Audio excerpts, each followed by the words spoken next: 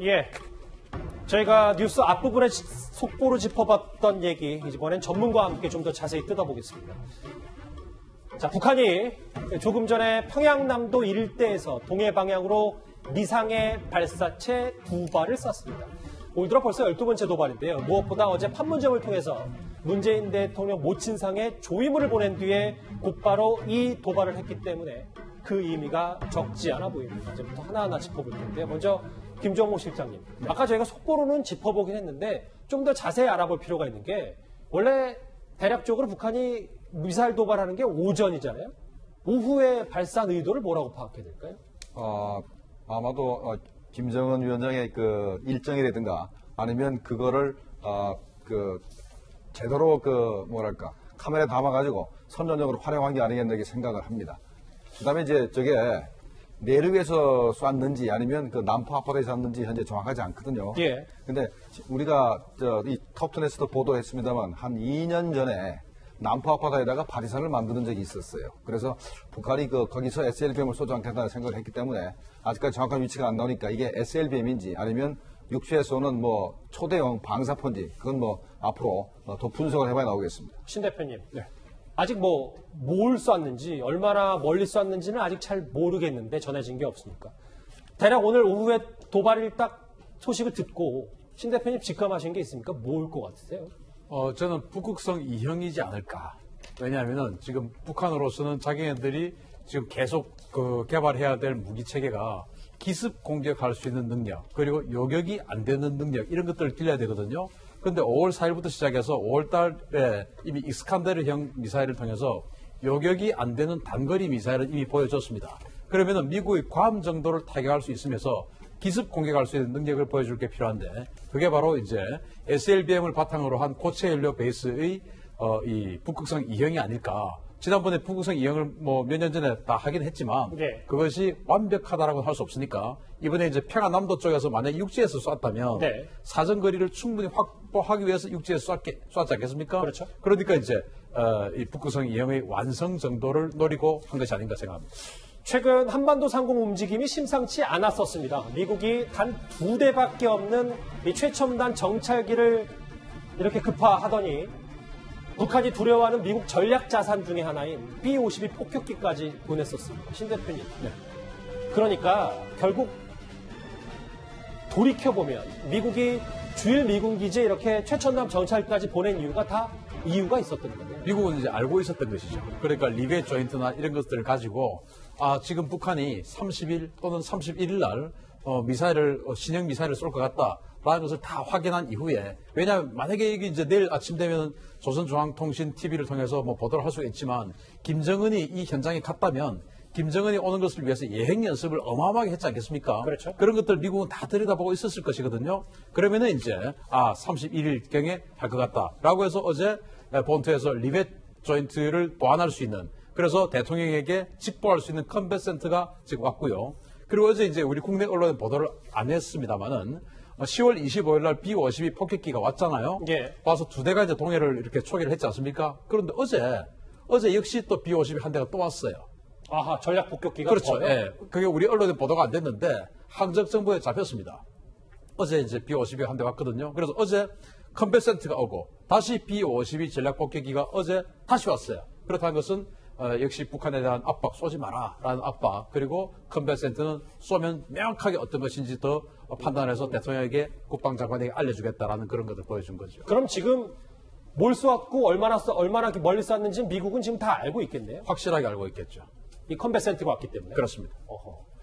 자, 지난 월요일에 뉴스탑10에 출연했던 태영호전 공사는 조만간 김정은 위원장이 뭐든 쏠 것이라고 전망을 했었습니다.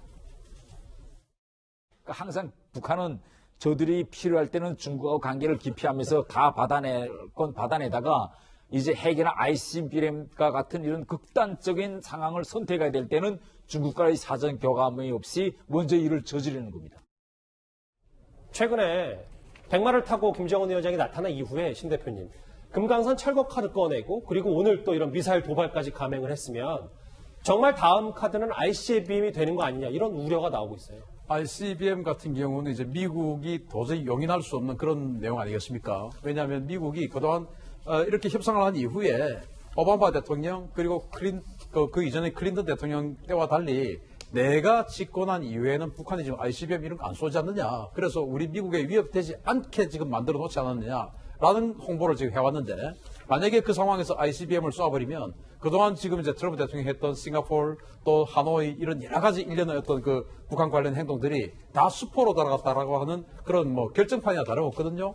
그렇다는 것은 그것은 결정되고 난 이후에 트럼프 대통령을 압박할 카드이기 때문에 지금 미국 정상회담의 여러 가지 막바지 조율 다시 지금 끄집어내기 위해서 하는 어떤 그 회생시키기 위한 조율을 하고 있을 텐데 정말로 안 되는 것이 결정났을 때 그러면 이제 ICBM 쏘겠다. 이것도 압박의 카드이면서 진짜로 안 되면 ICBM을 쏘고 완전히 미국과 달리 가는 그런 결심을 할 수 있습니다. 그럼 지금 그 도발수위 직전까지 왔다는 겁니까? 지금은 이제 괌 정도를 타격할 수 있는 것을 보여주면서 미국을 정말로 이 제재의 어떤 그 순위까지 카드를 꺼내야 되냐 말아야 되냐 고민에 빠지게끔 만드는 그 수준까지만 갔다고 봅니다.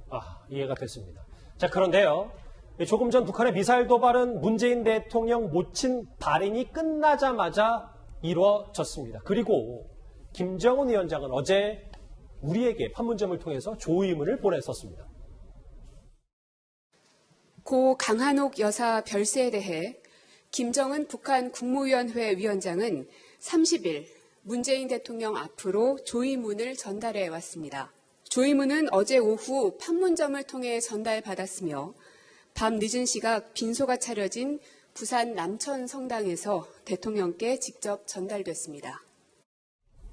여기 제목으로도 나와 있지만 김정은 씨, 우리는 그게 제일 궁금해요. 그러니까 일국의 대통령의 모친상 그리고 어제 분명히 조의문을 보냈단 말이죠.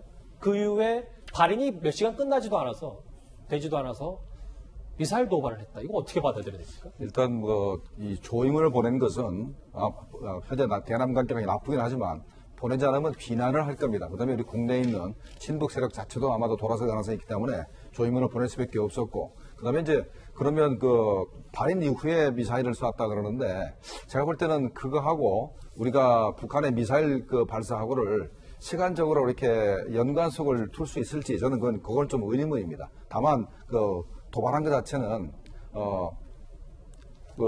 우리한테 조의문을 보낼 수 있는 건 말이죠. 저는 이렇게 봅니다. 현재 얼굴은 마주보지 않는다 그랬지 않습니까? 금강산 협의 때요. 실무 협의 때. 그렇죠. 우리가 그것도 이제 문서기하는 방식으로 한다 그랬는데 조의문 보내는 것도 얼굴 보는 것이 아니니까 가능하다거나 결정은 되었고 그다음에 그거 하고 이제 미사일 부사하고는 제가 볼 때는 그거를 꼭 이렇게 별개로 보는 게 더 오히려 나을 것 같습니다. 북한의 내부적인 군사적인 그런 기술 발전 과정으로 봐야 되지 이거 하고 또 이 발인하고 연관시키기에 좀 무리다 생각합니다.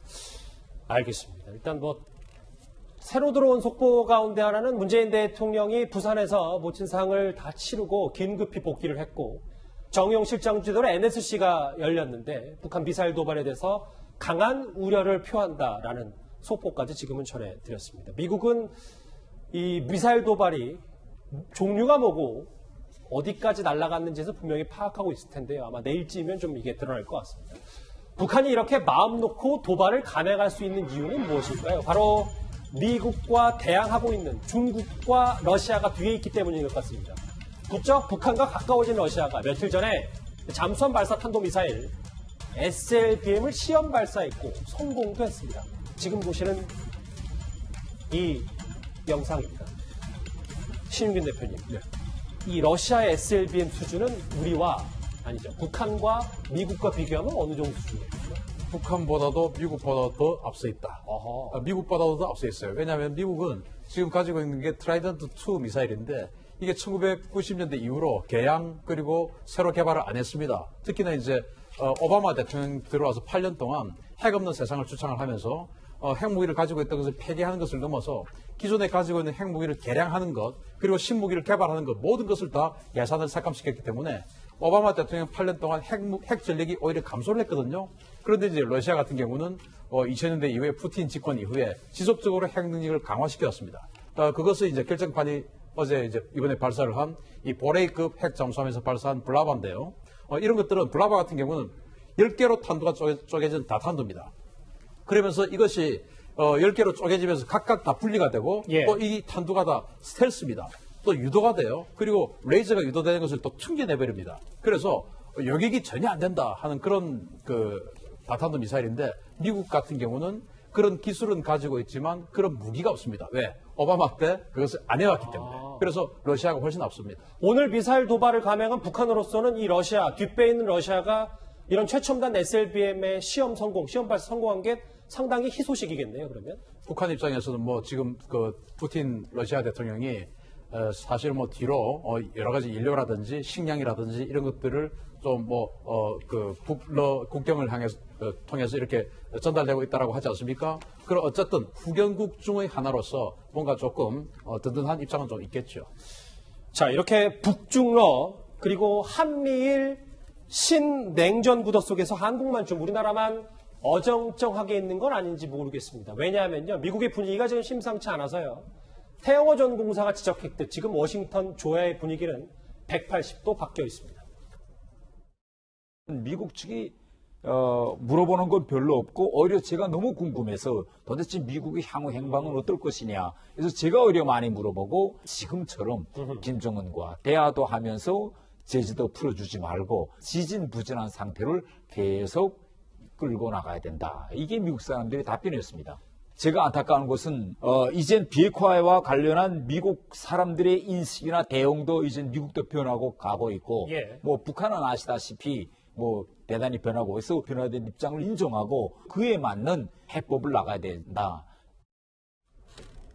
저에게 좀 의미가 있는 것 같아서 주미 대사의 방향전환 아니에요. 왜냐하면 조수민 부장, 네. 이수혁 대사가 미국을 직접 가보니까 본인이 막 우리나라 정책을 설명했을 거 아니에요. 그런데 내 정책을 친북 정책이라고 표현을 했다라는 겁니다. 네, 이수혁 주미대사가 조금 전 들었던 태영호 전 공사와 같은 비슷한 얘기를 한 거예요. 그렇죠. 네, 이수혁 주미대사 같은 경우는 이번에 아그레망을 봤는데 50일이 넘게 걸렸습니다.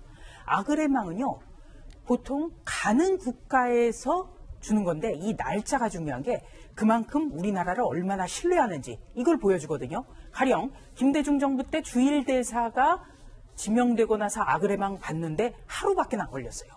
바로 그런 것이 우리 정부에 대한 신뢰인데 주미 대사에 50일 넘게 걸린 겁니다. 어렵게 부임을 했죠. 그래서 워싱턴 특파원들과의 간담회에서 이제 미국에 대해서 우리의 대북 정책이 미국을 어떻게 끌어들이느냐. 예. 미국에도 어떤 이득이 있기 때문에 우리랑 같이 해야 된다는 걸 해야 된다. 지금 지나치게 북한의 개혁 개방에 도움이 되는 쪽으로 되게 얘기가 되고 있으니까 미국이 친북 정책, 대북 유화 정책이라는 분석과 판단을 하는 것 같다. 이런 쓴소리를 했습니다. 이수혁 대사 같은 경우에는요. 주미 공사를 지냈습니다. 예. 그리고 북핵 육자회담 수석 대표를 지냈습니다. 이런 분이 주미 대사 아그레망을 60일 만에 받았습니다. 이거 자체가 미국과의 관계 한번 우리가 돌이켜봐야 됩니다. 북한의 이례적인 미사일 오후 도발 얘기와 새로 부임한 주미 대사의 이 의미 있는 얘기까지 한번 외교안보 소식으로 짚어봤습니다.